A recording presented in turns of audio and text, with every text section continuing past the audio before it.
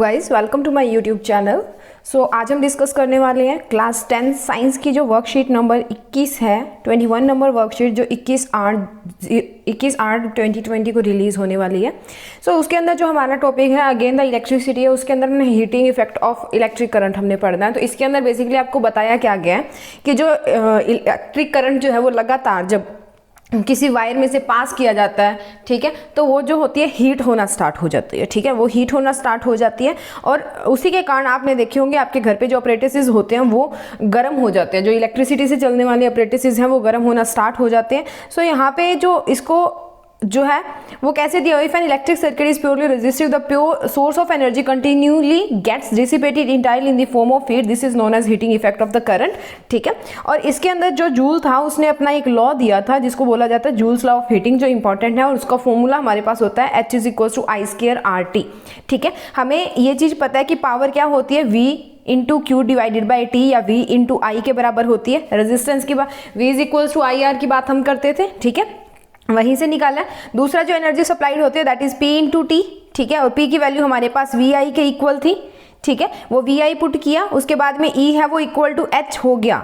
Since the energy is equivalent to the heat produce, तो E = H हो गया, तो H की वैल्यू किसके इक्वल आ गई, VI T के इक्वल। यहाँ पे V की वैल्यू पुट करनी है according to Ohm's law, that is V = IR और आपके पास H = I²RT बन जाएगा। अब जूल्स लॉ बोलता क्या है, अकॉर्डिंग टू जूल्स लॉ जो हमारे पास एनर्जी होती है, ठीक है, it states that the heat produce in a resistor is directly proportional to the square of current, square of current के डायरेक्टली प्रोपोर्शनल होगी, directly proportional to the resistance of a given current, resistance के directly proportional होगी और directly proportional होगी time to which, जो जितना time के लिए आप अपना जो इलेक्ट्रिक अप्लायंस है वो चलाओगे। और ऊपर वाले इन तीनों को मिला के हमारे पास बनता है कि H जो है वो प्रोपोर्शनल होगा किसके, I²RT के, ठीक है। उसके बाद में बात करते हैं इलेक्ट्रिक पावर की। तो पावर क्या होता है, रेट ऑफ डूइंग वर्क होता है, ठीक है। सो यहाँ पे इलेक्ट्रिक पावर क्या होगी, the rate at which electric energy is consumed और dissipated in an electric circuit.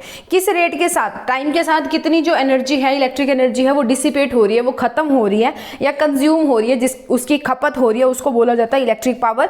P = VI के इक्वल होता है एंड P = FI²R और इसको हम V²R भी लिख सकते हैं, ठीक है। उसके बाद में हमारे पास एप्लीकेशंस है heating effect of electric current के। सो इसके अंदर एप्लीकेशंस में हमारे पास क्या आएगा, यानी कि जो हीटिंग इफेक्ट ऑफ करंट है उसके क्या अच्छी बातें हैं, ठीक है, उसकी गुण क्या है, तो उसके बारे में देखते हैं। Heating effect is desirable in the devices like electric heater, electric iron, electric bulb, electric fuse etcetera. So यहाँ पे क्या होता है, जो भी आपके हीटिंग अप्लायंसेस होते हैं उनके अंदर जो ये हीटिंग इफेक्ट है ये अच्छा होता है, क्योंकि जितना ज़्यादा हीटिंग इफेक्ट होगा उतना ही ये गर्म होंगे और उतना ही आपका जो रिजल्ट है वो अच्छा मिलेगा। इलेक्ट्रिक बल्ब के अंदर जो पावर कंज्यूम की जाती है, power consumed by the filament appears as a heat and small pot of radiated in the form of light energy। और इलेक्ट्रिक बल्ब के अंदर भी आपने बल्ब को जगा के देखना, वो थोड़ी देर बाद में गर्म हो जाता है, तो काफी जो एनर्जी होती है वो हीट की फॉर्म में डिसिपेट हो जाती है, ठीक है। जो फिलामेंट होता है इलेक्ट्रिक बल्ब का वो बना होता है किससे, टंगस्टन से। क्यों, क्योंकि जो it does not oxidize readily at high temperature. क्यों बना होता है टंगस्टन से, क्योंकि वो ऑक्सीडाइज नहीं होता हाई टेम्परेचर के ऊपर, उसका जो मेल्टिंग पॉइंट है वो हाई होता है, ठीक है। Bulbs are filled with chemically inactive gases like nitrogen and argon to prolong the life of the filament. और जो केमिकली इनएक्टिव गैसेज होती हैं, नाइट्रोजन और आर्गन, वो जो बल्ब होता है उसके अंदर फिल की होती हैं। ऐसा जो हमारा इस तरह का कुछ आपको दिखेगा बल्ब के अंदर, वो इसको फिलामेंट बोला जाता है, ठीक है।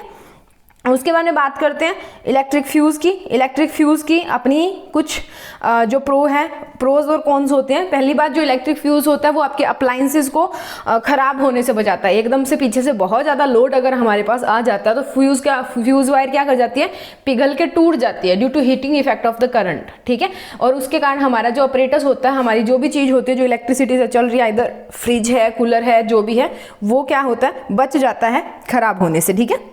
It is a safety device that protects the electric appliances in case of short circuit or overloading.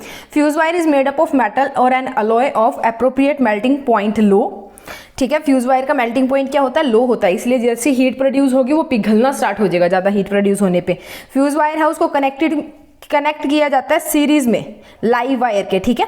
उसके बाद में current capacity of the fuse is slightly higher than that of appliance. Appliance से जो उसकी करंट कैपेसिटी है वो ज़्यादा होती है।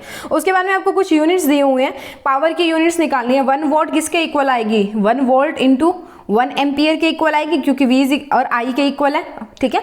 और यहाँ से कमर्शियली जो है वो किलोवोल्ट के अंदर होते हैं, किलोवोल्ट में कितने होते हैं 3.6 × 10⁻⁶ जूल्स होते हैं, ठीक है।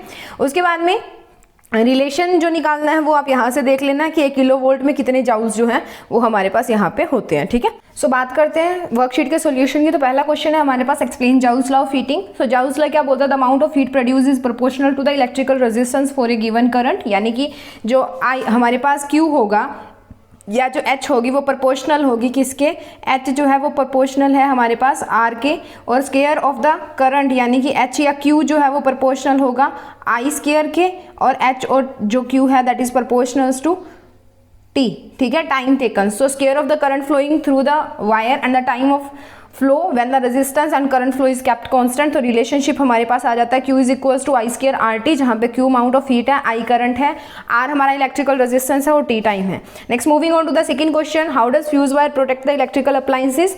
N electrical fuse wire by breaking the circuit when there is a fault in an appliance that causes too much current flow, break कर देती है सर्किट को, ठीक है। when the wire within the circuit जो है वो मेल्ट कर जाती है, फ्यूज वायर जो है वो मेल्ट कर जाती है जब एक्सेस करंट जो है वो जनरेट होता है, इसके ऐसे वो है जो वो प्रोटेक्ट करती है इलेक्ट्रिकल अप्लायंसेस को। नेक्स्ट बात करते हैं टंगस्टन जो है वो उसको ऑलमोस्ट क्यों यूज एक्सक्लूसिवली किया जाता है इलेक्ट्रिक लैम्प्स के फिलामेंट बनाने के लिए, क्योंकि उसके जो हाई मेल्टिंग पॉइंट होता है, ठीक है, उसका हाई मेल्टिंग पॉइंट होता है, और दूसरा वो जो है ऑक्सीडाइज नहीं होता है इजीली हाई टेम्परेचर्स के ऊपर। सो इसीलिए पहला बात है कि उसका जो मेल्टिंग पॉइंट है वो बहुत ज़्यादा होता है, has very high melting point, इसीलिए उसको यूज़ किया जाता है क्योंकि इलेक्ट्रिक लैम्प चलते चलते हीट हो जाते हैं। नेक्स्ट बात करते हैं fuse wire is connected to a live wire, true और फॉल्स।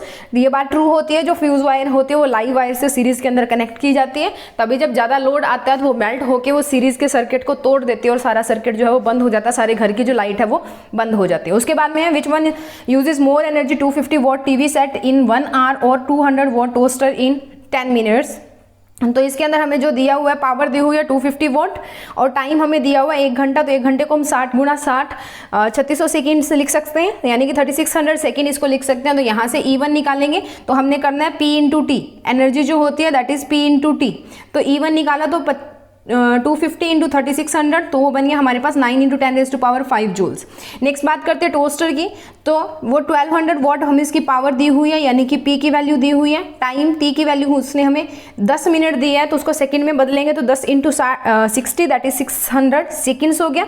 E2 किसके इक्वल आ गई, पावर इंटू टाइम के, ठीक है। तो पावर इंटू टाइम हम P और T की वैल्यू पुट करेंगे, तो यहाँ पे हमारे पास बनेगा 1200 × 600 दैट इज 7.2 × 10⁵ जूल्स। एक है 9 × 10⁵ जूल, एक है 7.2 × 10⁵ जूल। तो ये क्या है, बड़ा है, दैट इज ग्रेटर, तो इसलिए जो टीवी सेट है वो ज़्यादा एनर्जी को कंज्यूम करेगा than toaster. So this is all about the worksheet number 21 for class 10 science English medium.